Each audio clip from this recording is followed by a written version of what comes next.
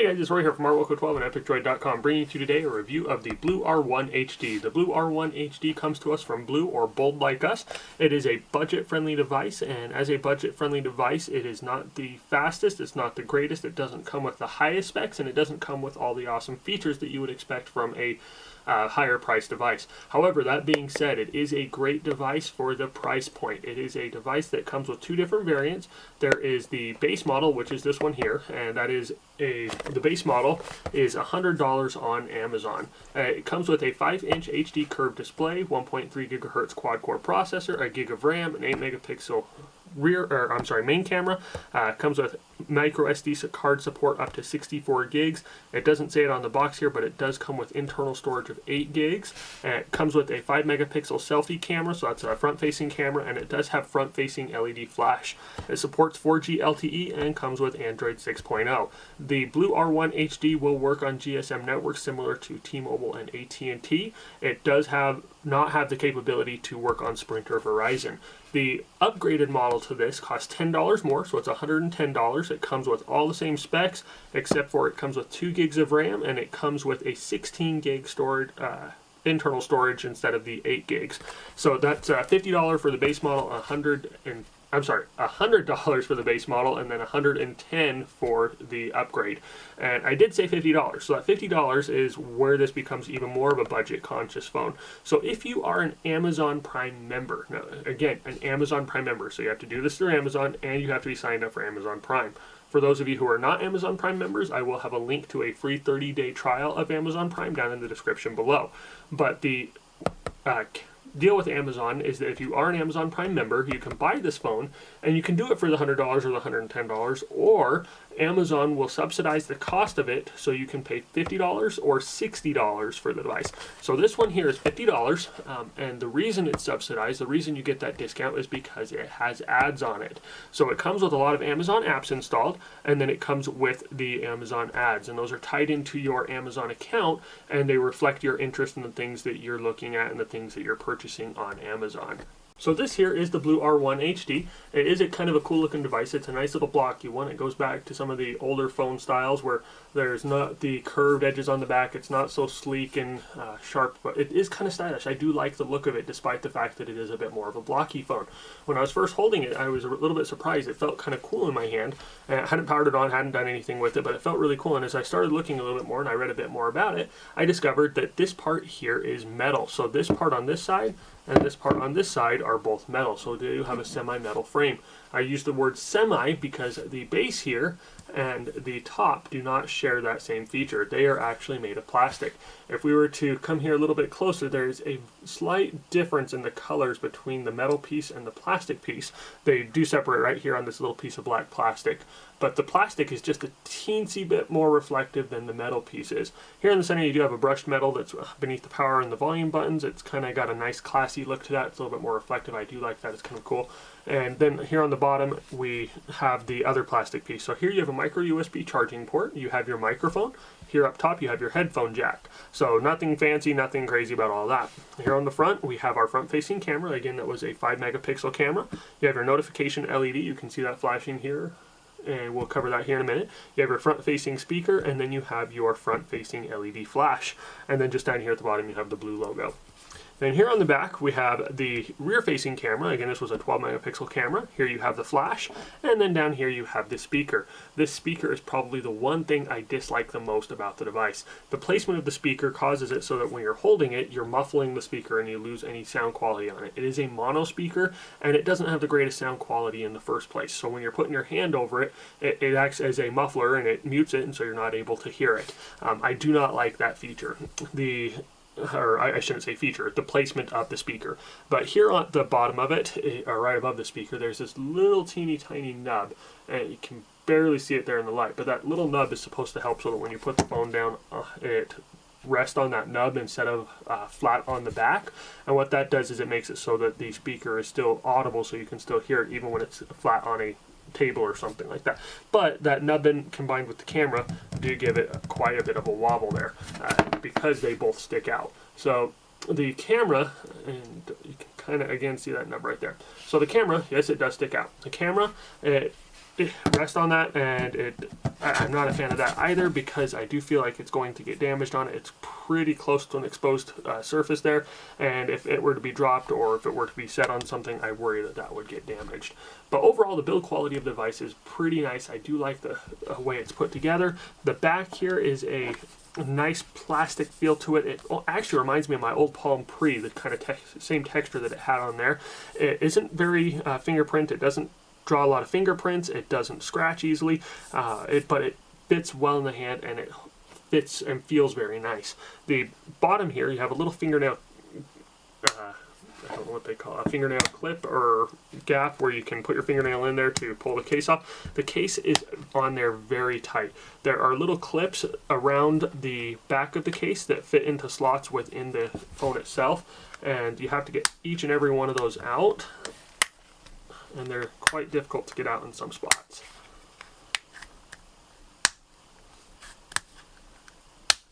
So once you get those out, here you have the back of the device. So the back of the device, you have your 2 SIM card slots, and these SIM card slots, they do require a little bit of maneuvering. So you pull it down towards you, and then you can pop it out, and you put the SIM card in, you push it in, and you push it back up. And the same thing goes with this SIM card slot. So that's what that little groove there is for, so you can stick your fingernail in there and pull that down and get it out. Oh, if I was doing it the right direction. So you pull it down there, and then you put it back down, and you push that up when you have the SIM card in. And then here you have a micro SD card slot, and you just slide that in and you're good to go. Now when you're putting the back on, just a word of advice, I did find that it is extremely difficult to put the case back on, but if you put it with the top first, you push that down, and then the rest of it seems to go on pretty well. And once you got all those, and once you hear all the snaps, you're good to go. So as far as software goes, the BLU R1 HD, it is running a pretty close to stock Android 6.0. However, the one thing that we talked about earlier was at that price point with that $50 discount that you get on the BLU R1 HD, there is a slight concession that you have to make, and that is these ads. So Amazon has reserved the right to put ads on your phone. Now those ads, they can be dismissed, as you just saw there, I accidentally dismissed that one, but those ads are geared to your interest and to your likes and to what you're purchasing, what's on your wish list, what you're looking at on your Amazon account. Now, my wife does a lot of yoga stuff, and so that's why this yoga thing's coming up. That's not for me, unfortunately. But as you can see here, the notifications can be wiped away, and if we turn it off and on again, that same notification will pop up, and it will be in your drop down, or it appears to be in your drop down right here, but once you get that there, it disappears. If you unlock the device, it is not in the drop down, so you won't see that anywhere but the lock screen. Now if you go back to the lock screen, and if you dismiss your other notifications, and you turn it back on, it will give you a full screen ad. The ads, I'm not actually very opposed to those. I have no problem with them. They haven't bothered me at all. I change my wallpaper regularly, and I change my lock screen wallpaper regularly, and I actually don't even notice that the ads are there. It is kind of nice that it's tied to your account. I could go in there and I could see something, and they might actually present something that I'm interested in. I have not found anything that I wanted to purchase yet from it, but it is there, and it is a possibility that it might pop up. As far as the rest of the interface, the settings here, your quick drop down, there's nothing out of the ordinary there with Android, except for with your audio profiles. In the audio profiles, you have a general, silent, meeting, and outdoor. The general, silent, and meeting, the meeting is your vibrate only. The silent is complete silent mode, and then you have your general, which is your standard ringtone notifications and so forth. Then you have your outdoor mode, which is just a little bit louder than the others. And then if you go into the rest of the settings, you have your standard settings here and your SIM cards. You do have the ability to flip between the 2 SIM cards. Then you have your display settings. Again, it's all the same thing. Nothing that's crazy out there except for your mirror vision, and the mirror vision is a display picture quality optimization, and with that you can set the different modes here to set the contrast and set the color variance in order to get the best performance or the best screen from the device. And I honestly don't see too much of a difference. I just stuck it with the standard and have left it there. And then here you have the rest of your settings. There's nothing crazy with those. You do have your memory ones, so you can see what your memory usage is. Keep an eye on that. You have your storage, which I don't think I passed. I did pass it. And as you can see here, it comes with 4.54 gigs of the 8 gigs of storage used. The only thing I've done with this is install one app to create fake notifications. So there isn't a lot of room on there, and a lot of those apps that are installed are not apps that you can remove without rooting the device. Now the apps that are on here before we try to remove them, are actually apps that I use. So here you have all your Google apps, you have your Play Store, you have your Amazon Store, you have your Amazon Video, Amazon Kindle, and then you have all the rest of your Amazon things that Amazon throw on there. You have Amazon Music, Amazon Photos, Audible, Amazon Drive, Prime Now, Alexa, IMDb, and Goodreads. So those are all apps that I would probably use it most of the time. The ones I probably use the most are the Amazon Kindle, Amazon Video, and the Amazon app that they have on the front there. So Amazon either knows me well, or there's a lot of other people that use the same following there, and they just drop everything there that's not going to be commonly used. As far as the rest of the apps, they are pretty stock Android. There's not a lot of crazy things. The file manager is the BLU File Manager, but as you can see, there's nothing else on here. There's my Notify Me that I use to make my fake notifications, but other than that, nothing crazy and nothing that stands out as far as insane features that are setting it apart from anything else. Overall, the device is a great device. I did think it had a little bit of room for improvement as far as the camera goes. The camera had it didn't really have a lot of color saturation, and it didn't have a lot of color detail, so it was really fuzzy there on a lot of things. The pictures that it took were not bad pictures, but when you took them, they lost a little bit of your color depth or your detail. And when you're using the camcorder, it doesn't stay focused. You have to move it around to get your focus, and as you're doing the focus, as you're moving it around, it becomes unfocused very quickly, and so you have to tap to refocus it if you're not careful there. And so it does work. It's not the greatest, but it's not the worst either. I've definitely seen worse. The cool thing about the front-facing camera is it does have a lot of features as far as the modes go. The modes are not all the best modes as far as facial recognition and things. It does have the flash here, so you can turn that on all the time. You can also use it as a torch, so it'll stay on for video recording if you're going to be using it for a camcorder. You also have the auto, the on and the off, so you can use that front-facing LED for that. It does have a couple of different modes once you've taken a picture. As you can see here, we got the tripod and the camera in there with me. But it has a face beauty one, and that was a terribly timed picture. Let's try that again.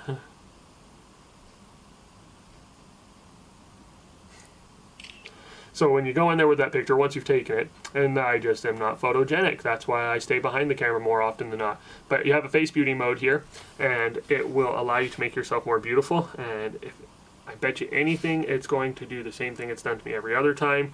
It doesn't recognize my face, and it doesn't make me any more beautiful. And it actually works this time.